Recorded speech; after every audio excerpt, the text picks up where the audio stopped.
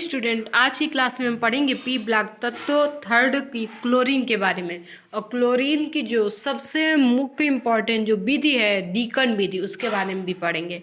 तो चलिए पढ़ते हैं, अपनी क्लास पर चलते हैं। ये पार्ट 2 है हमारा क्लोरीन, जिसमें हम पढ़ेंगे क्लोरीन के उपयोग, भौतिक गुण, रासायनिक गुण और जो मुख्य इसकी विधि है डीकन विधि, उसके बारे में पढ़ेंगे।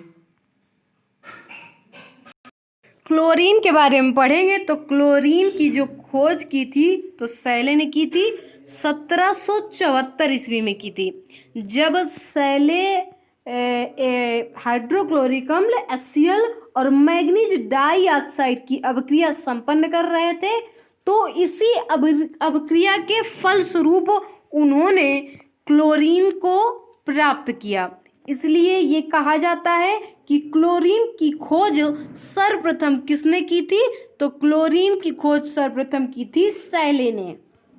ठीक है, वैज्ञानिक सैले ने। देख लीजिए, जब वो अभिक्रिया संपन्न करवा रहे थे HCl और मैग्नीज डाइऑक्साइड की, तब उन्हें इस तरह से क्लोरीन प्राप्त हुई थी।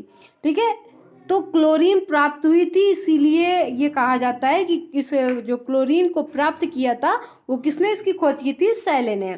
अब इसके बाद की बात करें तो इसके बाद सन 1810 ईस्वी में डेवी नामक एक वैज्ञानिक थे।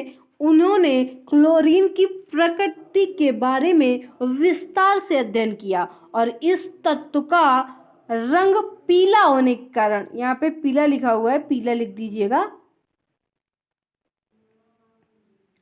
इस तत्व का रंग पीला होने के कारण इसे क्लोरीन नाम दिया गया। यह हरे पीले रंग की गैस होती है जिसमें तीखी गंध आती है। कैसी गंध आती है?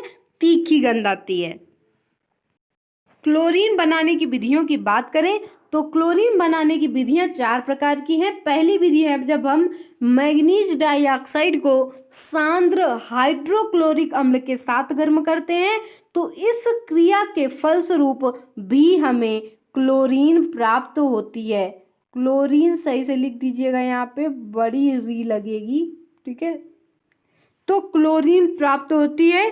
क्लोरीन की जो अभिक्रिया होती है वो संपन्न होती है। अभिक्रिया को अगर देखें हम तो देखिए, यहाँ पे लिखा हुआ है 16 HCl। ठीक है, मतलब 16 जो अणु होंगे वो HCl के होंगे। यहाँ पे 2KMnO4 मतलब कि पोटेशियम पर मैग्नेट के 2 अणु होंगे, बनेगा क्या? 2KCl पोटेशियम क्लोराइड और 2MnCl2 मैग्नीज डाइक्लोराइड और H2O वाटर और 5Cl2। ठीक है, क्लोरीन। तो इस प्रकार से हमें क्लोरीन प्राप्त होगी। दूसरी विधि की बात करें तो जब हाइड्रोक्लोरिक अम्ल की क्रिया ब्लीचिंग पाउडर से की जाती है, जब हाइड्रोक्लोरिक अम्ल की क्रिया ब्लीचिंग पाउडर से की जाती है या लेड डाइऑक्साइड पोटेशियम, ठीक है, या यहीं पे पर मैग्नेट, मतलब इन तीनों में से किसी के साथ करवा सकते हैं, चाहे ब्लीचिंग पाउडर के साथ, चाहे लेड डाइऑक्साइड के साथ, चाहे पर मैग्नेट के साथ अगर करवाई जाती है तो इस क्रिया के बाद भी हमें क्या प्राप्त हो जाता है? क्लोरीन प्राप्त होती है। बड़ी री लिखना है, रा में बड़ी की मात्रा। क्लोरीन प्राप्त होती है। तो देखिए 4HCl प्लस PbO2, ठीक है, रिएक्शन का साइन PbCl2, ठीक है, lead chloride plus 2H2O plus Cl2। इस तरह से क्या होती है? क्लोरीन हमें प्राप्त होती है। तीसरी अगर बात करें, तीसरी जो हमारी विधि है तो तीसरी विधि है विद्युत अपघट्ट प्रक्रिया से। विद्युत अपघट्ट प्रक्रिया से नेल्सन सेल में लवण जल या खारे जल से के विद्युत अपघटन से भी हम क्लोरीन को प्राप्त करते हैं। क्लोरीन गैस प्राप्त करने का ये सबसे सस्ता तरीका है और इस विधि से प्राप्त क्लोरीन शुद्ध अवस्था में होती है। अगली बात करें तो डीकन विधि, इसे डेकन विधि, डेकॉन विधि भी बोलते हैं या डीकन विधि भी बोलते हैं। इसी का नाम है डीकन विधि, जो हम इसका विस्तार से अध्ययन करके पढ़ेंगे, क्योंकि ये जो विधि है परीक्षा की दृष्टि से इम्पोर्टेंट है, परीक्षा में ये आती भी है। तो देखिए ये डेकान विधि को ही डीकन विधि भी बोलते हैं। इस प्रक्रिया में 723 केल्विन ताप पर और 1 वायुमंडलीय दाब पर क्यूप्रस क्लोराइड उत्प्रेरक की उपस्थिति में हाइड्रोक्लोरिक अम्ल का ऑक्सीकरण किया जाता है। इस कारण से भी हमें क्या प्राप्त होती है? क्लोरीन प्राप्त होती है। ठीक है, क्लोरीन प्राप्त होती है।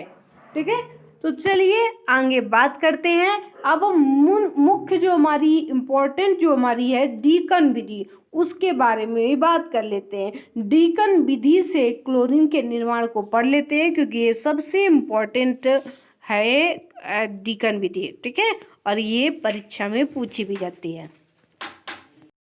देखिए यहाँ पे हम हेडिंग डाल दीजिएगा, डीकन विधि से क्लोरीन का निर्माण। अब हम पढ़ेंगे डीकन विधि से क्लोरीन के निर्माण के बारे में। यहाँ हम चित्र सहित पूरा अध्ययन करेंगे। तो चलिए हम फिगर को पहले समझ लेते हैं, फिर थ्योरी पढ़ लेते हैं। देखिए सर्वप्रथम ये चित्र आपको दिखाई पड़ रहा है। तो देखिए इस चित्र में हम सर्वप्रथम एक ऑक्सीकरण कक्ष लेते हैं और उस ऑक्सीकरण कक्ष में उत्प्रेरक जो CuCl2 होता है, क्यूप्रस क्लोराइड, उससे भींगे हुए झावा पत्थर जगह जगह पर रख देते हैं और इसका संबंध नली की सहायता से कूलर से कर देते हैं, मतलब शीत कारक कक्ष से कर देते हैं या कूलर से कर देते हैं। इसका संबंध हम नली की सहायता से कर देते हैं धावन कक्ष से, और धावन कक्ष में ऊपर जल भरा रहता है, और इसका संबंध हम नली की सहायता से कर देते हैं किस कक्ष से? शुष्कन कक्ष से, जहाँ पे ऊपर H2SO4 भरा रहता है और यहाँ से क्लोरीन हमारी निकल जाती है। ठीक है, वायु के साथ। ठीक है, यहाँ पे क्वार्टज के टुकड़े भरे रहते हैं दोनों के अंदर। चलिए यहाँ देखिए, अगर ऑक्सीकरण कक्ष की बात करें तो यहाँ HCl और वायु के जाने की व्यवस्था होती है और गर्म गैसों के निकलने की व्यवस्था होती है। ठीक है, तो चलिए अब बात करते हैं। ये तो हमने अभी केवल चित्र विधि पढ़ी है, प्रयोगशाला विधि पढ़ते हैं, उसके बारे में पढ़ते हैं। तो देख लिए सर्वप्रथम हम ऑक्सीकरण कक्ष में जहाँ झावा पत्थर CuCl2 मतलब क्यूप्रस क्लोराइड से भींगे हुए जावा पत्थर जगह जगह पर रखे होते हैं, वहां पे हम HCl गैस और वायु को भेजते हैं। जब ये जाती है तो वहां का जो ताप होता है वो लगभग 450 सेंटीग्रेड तक हो जाता है, और दोनों के बीच में अभिक्रिया होती है तो बनती क्या है? Cl2 गैस बनती है। ये जाती है शीत कारक कक्ष में, कूलर पे, जहाँ पे ये ठंडी होती है। तो यहाँ पे जहाँ पे ये ठंडी होती है उसके बाद ये जाती है कहाँ पे? धावन कक्ष में। धावन कक्ष में ऊपर से जल का फव्वारा चलता रहता है, और जब जल का फव्वारा चलता है तो यहाँ पर इसकी जो HCl की अशुद्धि होती है वो दूर हो जाती है। अब इसे हम ले जाते हैं कहाँ पर? तो हम ले जाते हैं इसमें शुष्कन कक्ष में। शुष्कन कक्ष में ऊपर H2SO4 का फव्वारा चलता है और यहाँ पे क्वार्टज के टुकड़े भी रखे रहते हैं। जब H2SO4 का फव्वारा चलता है तो यहाँ पर जो इसकी नमी होती है वो अवशोषित हो जाती है। तो इस प्रकार से हमें जो प्राप्त होती है वो प्राप्त होती है क्लोरीन, लेकिन उसमें जो होती है वायु भी मिक्स होती है। तो हमें क्लोरीन वायु युक्त क्लोरीन प्राप्त होती है, तो उसे हम क्या करते हैं? निकाल लेते हैं, और इस तरह से हमें क्लोरीन प्राप्त हो जाती है। चलिए अब इसकी थ्योरी पढ़ लेते हैं, छोटी सी थी। डीकन विधि से अगर क्लोरीन के निर्माण की देखिए बात करें तो प्रयोगशाला विधि हम पढ़ेंगे यहाँ पे। तो देखिए सर्वप्रथम एक ऑक्सीकरण कक्ष लेते हैं, उसमें 2 छिद्र होते हैं। एक छिद्र से HCl और वायु जाने की व्यवस्था होती है, एक छिद्र से गर्म गैसें निकलने की व्यवस्था होती है। इस कक्ष में CuCl2 विलयन से या CuCl2 विलयन से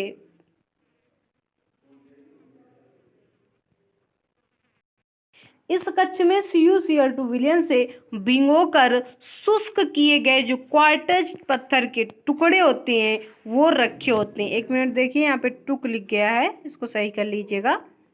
यहाँ पर टुकड़े लिख दीजिएगा। ठीक है, टुकड़े। ठीक है। तो क्वार्टज पत्थर के जो टुकड़े होते हैं वो रखे रहते हैं होते हैं जब HCl और वायु ऑक्सीकरण में प्रवेश करती है, ऑक्सीकरण कक्ष में प्रवेश करती है, तब उसका तापमान लगभग 450 सेंटीग्रेड होता है और अभिक्रिया होती है और क्लोरीन गैस बनती है। क्लोरीन गैस किस प्रकार से बनती है, उसकी क्रिया किस प्रकार से होती है, तो देख लीजिए यहाँ पे जब हमने HCl को अंदर भेजा था तो HCl अंदर गया था, दोनों के बीच अभिक्रिया हुई थी, तो 4HCl plus O2, 4HCl plus O2 बनाता क्या है, तो देखिए मिलकर बनता है 2H2O, जल मिलता है और क्या बनता है 2Cl2, क्लोरीन गैस। तो यहाँ पे जल और क्लोरीन गैस मिलती है, इस प्रकार से हमें क्या होती है क्लोरीन गैस प्राप्त होती है। अब ये क्लोरीन को हम कहाँ पे ले जाते हैं, तो इस क्लोरीन को हम ले जाते हैं कूलर में।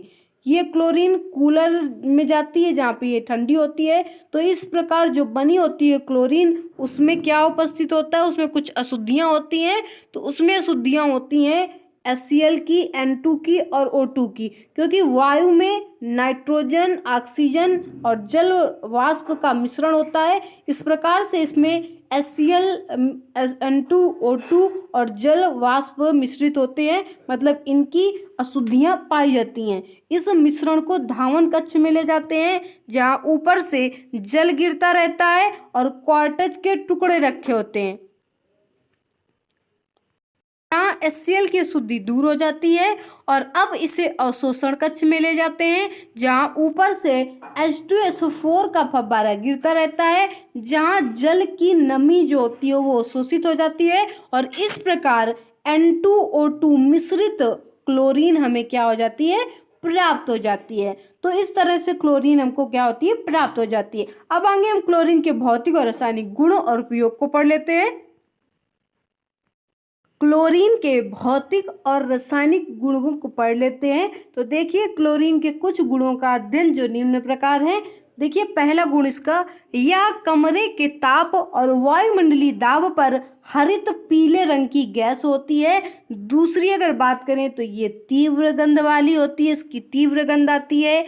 ये सामान्य वायु से लगभग 2.5 गुना भारी भी होती है। यह गैस -34 सेंटीग्रेड ताप पर द्रव में परिवर्तित हो जाती है। क्लोरीन गैस बहुत ही अधिक जहरीली होती है। यदि इसे हल्की सी मात्रा में सांस के साथ अंदर ले लिया जाए तो सर दर्द आदि समस्या होने लगती है तथा अधिक मात्रा में सांस के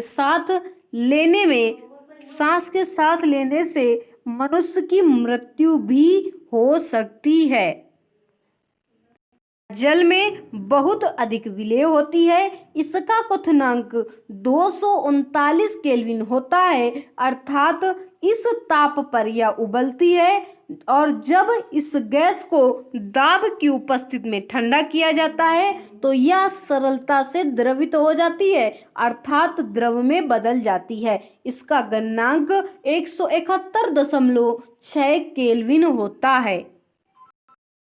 रासायनिक गुण की इसकी बात करें तो देख लीजिए रासायनिक गुण, इसका पहला रासायनिक गुण है, जब क्लोरीन की क्रिया दिन के उजाले की उपस्थिति में जल के साथ की जाती है तो क्रिया के फलस्वरूप बनता क्या है, हाइड्रोक्लोरिक अम्ल और हाइपोक्लोरस अम्ल, ये दो चीजें बनती हैं। Cl2 प्लस H2O की अभिक्रिया जब हम करवाते हैं तो ये बनता है HCl, हाइड्रोक्लोरिक अम्ल, इसे बोलते हैं हाइपोक्लोरस अम्ल।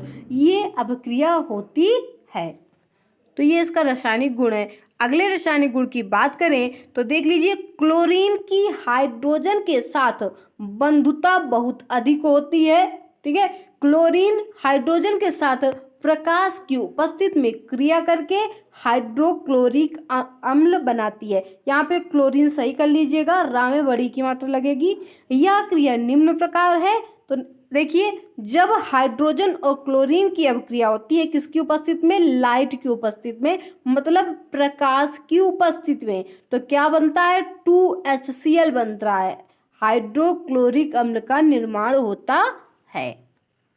तीसरा रासायनिक गुण इसका क्या है, तो तीसरा पढ़ते हैं कि नम क्लोरीन नवजात ऑक्सीजन देने के कारण एक अच्छे ब्लीचिंग की तरह कार्य करता है, अर्थात क्लोरीन का उपयोग विरंजक के रूप में भी किया जाता है। अब हम क्लोरीन के उपयोग के बारे में बात करें तो क्लोरीन का उपयोग सोने और प्लेटिनम आदि के निष्कर्षण के लिए इसका उपयोग किया जाता है। क्लोरीन का उपयोग विरंजक, चूर्ण, क्लोरोफॉर्म आदि कई यौगिक बनाने के लिए किया जाता है। पेपर, कॉटन आदि के विरंजक के रूप में भी क्लोरीन का इस्तेमाल किया जाता है। क्लोरीन गैस के इस्तेमाल से फास्फीन, अश्रु गैस, मस्टर्ड गैस आदि विषैली गैसों का भी निर्माण किया जाता है। बरसात के दिनों में पानी को जीवाणु रहित करने के लिए भी क्लोरीन का इस्तेमाल किया जाता है। क्लोरीन को यहाँ पे सही करके लिख लीजिएगा, ठीक है। फास्फीन भी यहाँ पे सही करके लिख लीजिएगा, फास्फीन।